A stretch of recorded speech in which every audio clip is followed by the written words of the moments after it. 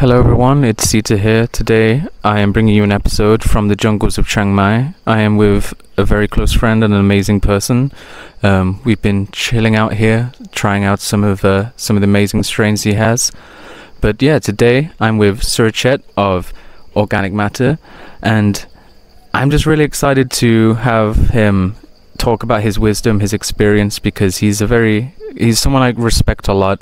I mean, I know a lot of you have heard me talk about the Thai smile at the spot, and I've recommended it to everyone. But today we kind of have the father of said strain and said weed, so now we can kind of talk more in depth and get to know the guy behind the magic. So can you introduce yourself to us?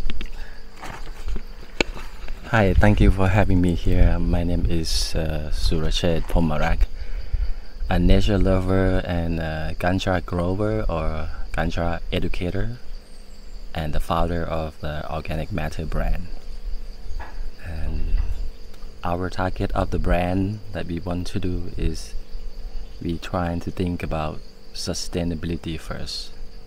And when we want to do things, we looking things in holistic way. So we we have our own fertilizer that we been using and testing with the different genetics, how they respond to the fertilizer ratio that we trying to input outside in sun grown. Because we do sun grown cannabis because we think it's more environmental friendly and it's affordable, yeah, and safe for the user, if you know how to do it, yeah, very well. And it's trying to have higher terpene profile, or at least we're trying to achieve the higher cannabinoids content, or THC or CBD. Yeah. So I think in my view is we can tweak a lot with the sun, but of course I also loving growing indoor too. Yeah. But for me, for the sake of environmental friendly, affordable, that if you want to have a lot of cannabis to export or to make medicines or to use in your family, and you don't want to pay a high electricity bill, so you should learn how to grow cannabis outdoor and sun grown, or at least have like a greenhouse for them, to protect from the pests. Yeah. I guess one of the bigger questions, since I mentioned at the beginning, is could you tell us the story of the Thai smile, how you came about that? I mean, it's an absolutely wonderful strain, like true mangoes, lime, and kind of a nice dankness to it that it's impressive, really impressive. And I think it was probably one of the first smokes I had when I got to the country, and I have not stopped smoking it since. So yeah, as the dad, tell us the birth story of of Thai smile. Yeah, thank you for that. The Thai smile, it actually grow started in the jungle of Chiang Mai, on the foothill of the Suracheth mountain. So in the time that I was in the cannabis is illegal, and I was doing some experiments on genetic or grow for myself to to treat myself. I have some symptoms, my physical and my mental, and then I use it. I look at it at medicines. Yeah, good.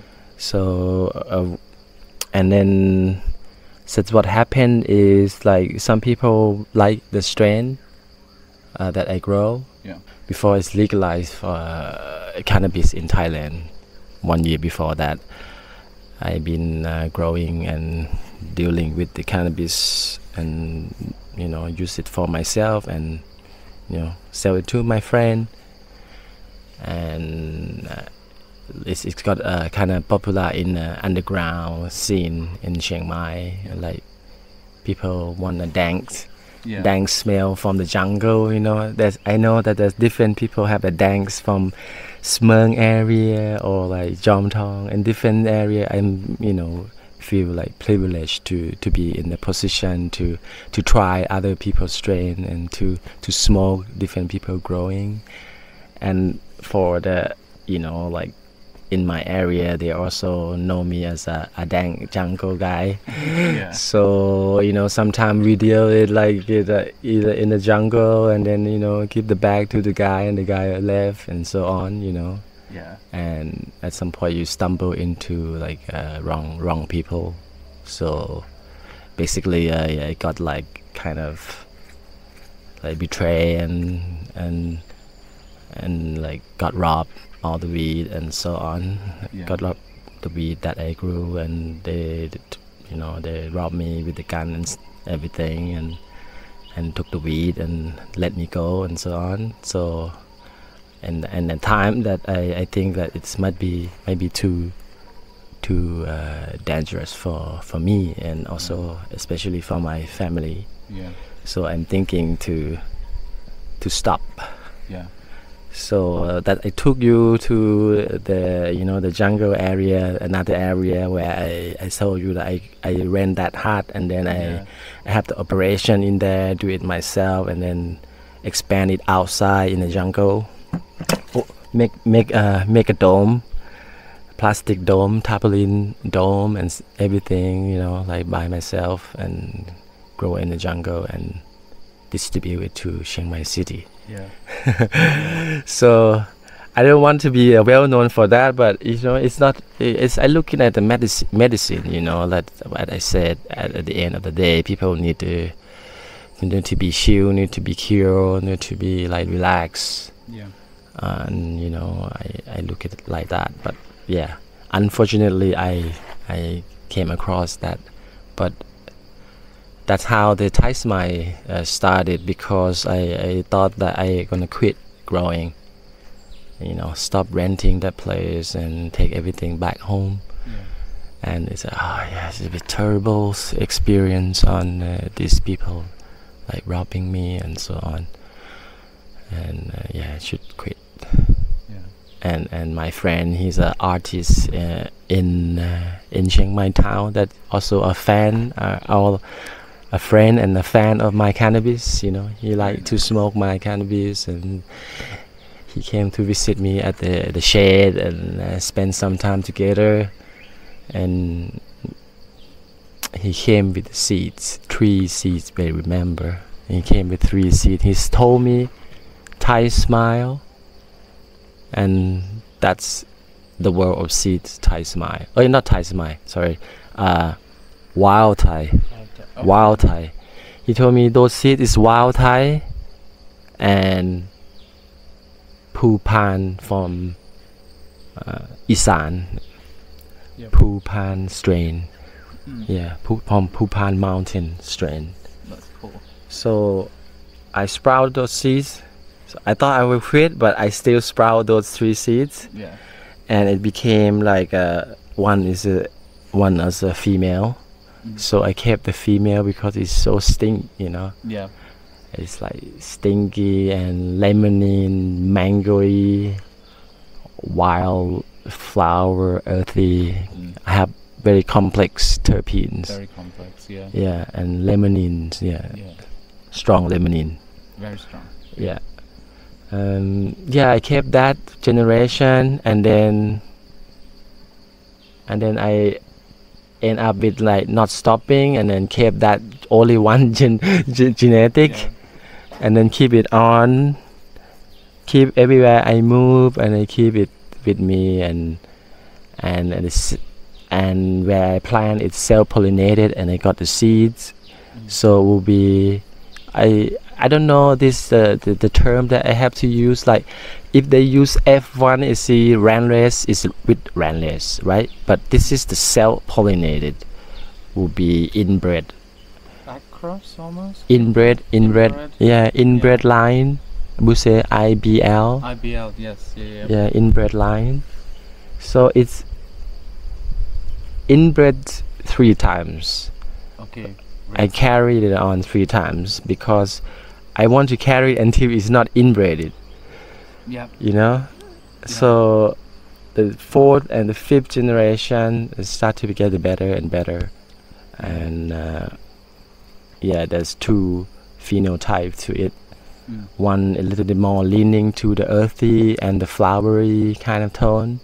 One is going to the lemonine and strong mango, ripened mango, and earthy a little bit.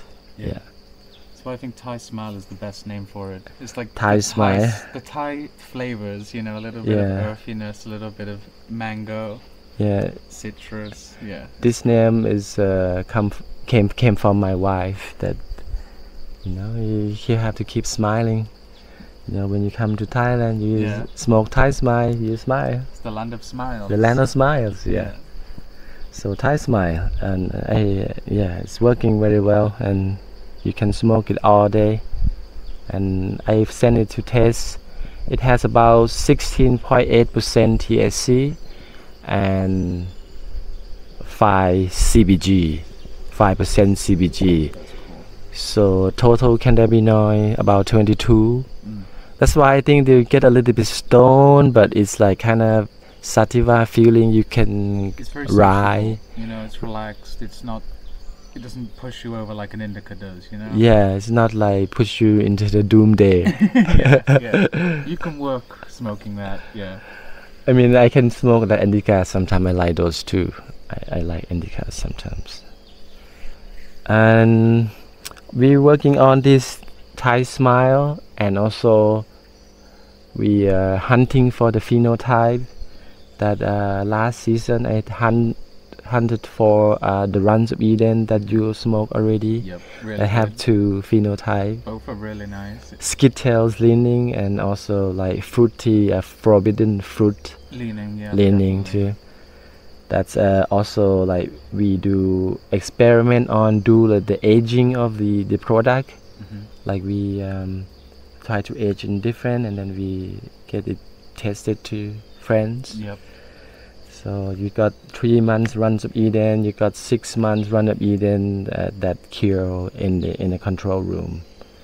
It's interesting to try because they do express themselves differently, like you said.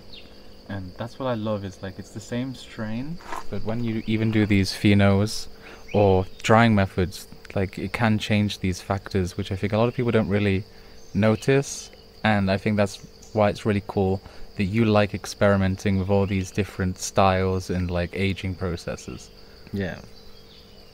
And also we try not to like stuck into like we like the old way of doing. We practicing the old way, and we learn about the method that people doing, but also we do some experiment that I'm very excited to people to try to smoke, like a special curing technique that I'm trying that to enhance the experience of the terpene profile and the smell, but I'm not sure yet that the taste will affect. That's how we have to research and develop into a really very good method to do a different way to kill, to have the customer to have experience of you have the original smell of the flower, but we also have the special curing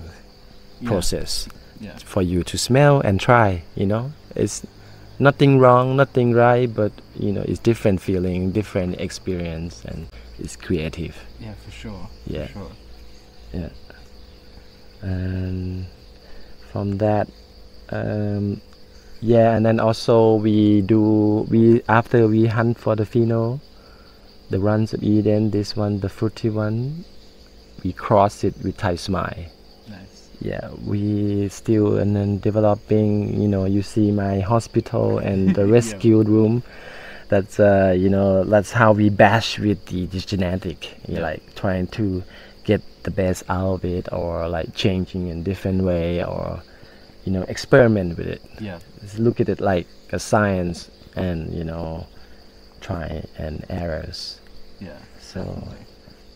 And that crossing, and then I also like crossing this ties mine with the runs with the other like other genetic from other company that we wanted to hunt for the pheno, hunt for the gassy smell, you know, and that people like coming into trend at the moment, you know. I'm also hunting for I like smoking different like flavor profiles and terpenes. I love smoking, you know.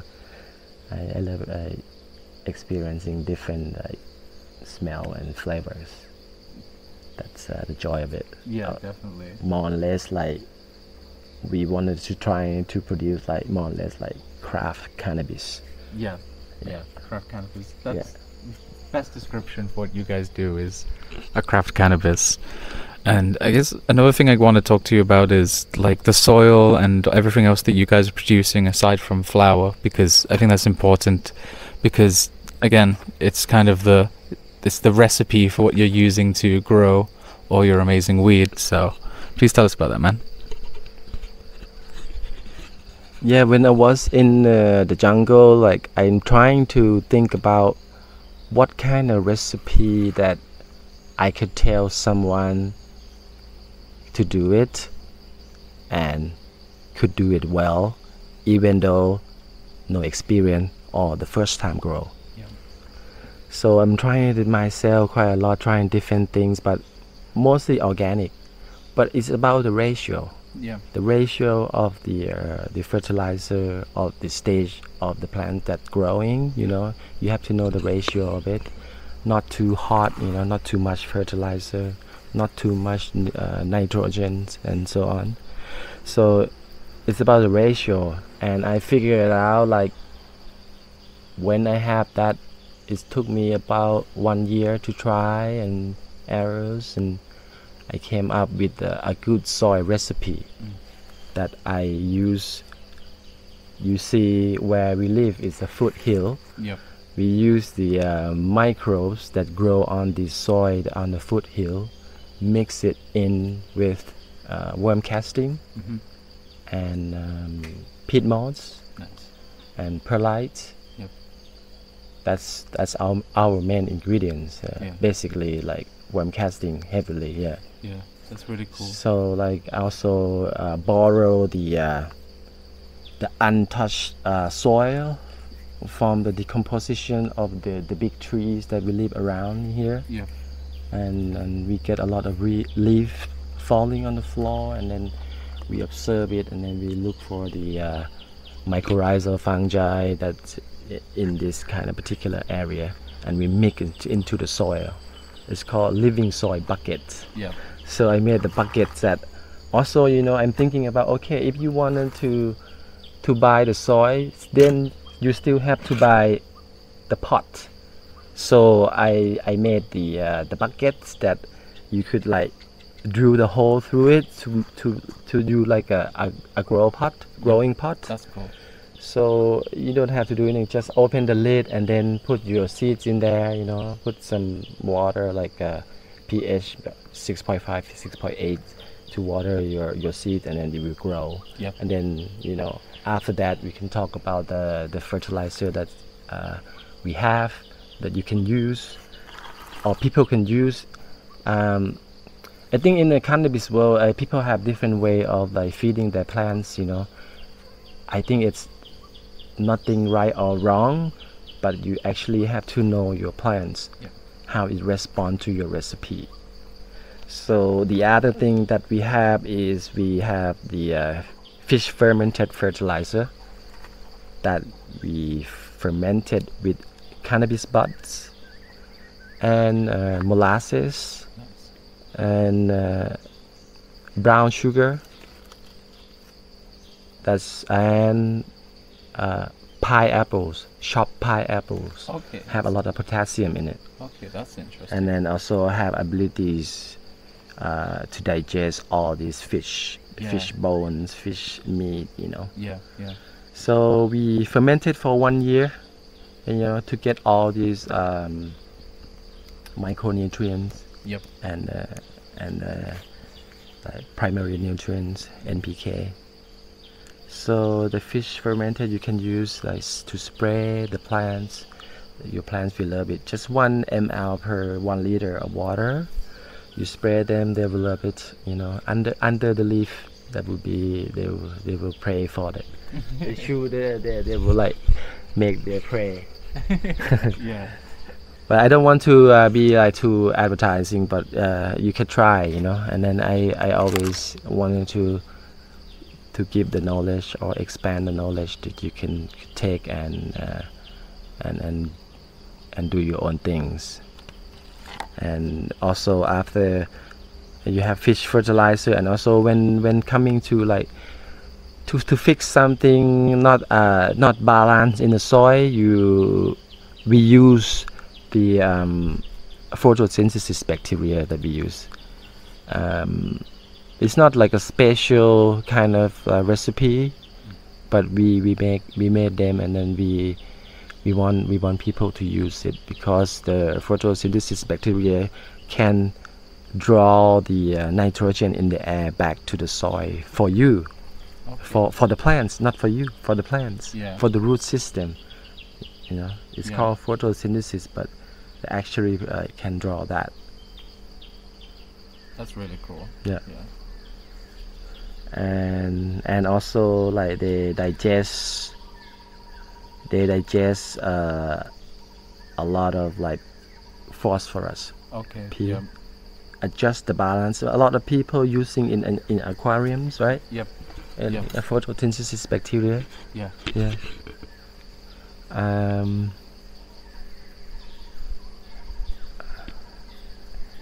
From there, I get confused about the photosynthesis bacteria that can draw the nitrogen back to the soil. That's the leguminous plants, the covering plants. Yeah, possibly. Maybe let me check again. Yeah, no problem. Yeah. If not, we can cut it. Yeah, no worries. And after that, in the flowering stage, we produce a recipe to finish your plants, or finish the plants, or help the plants to express the genetic in the environment that we are, for them to express the best of them. We make like a fruit hormone, fruit fermented fertilizer. That's really cool. Yeah. Nice. That one also used in a ratio. So if you use the whole set, we could tell the recipe that could go with the different stages. That's good. Yeah. Really good. That's what we do, like outdoor.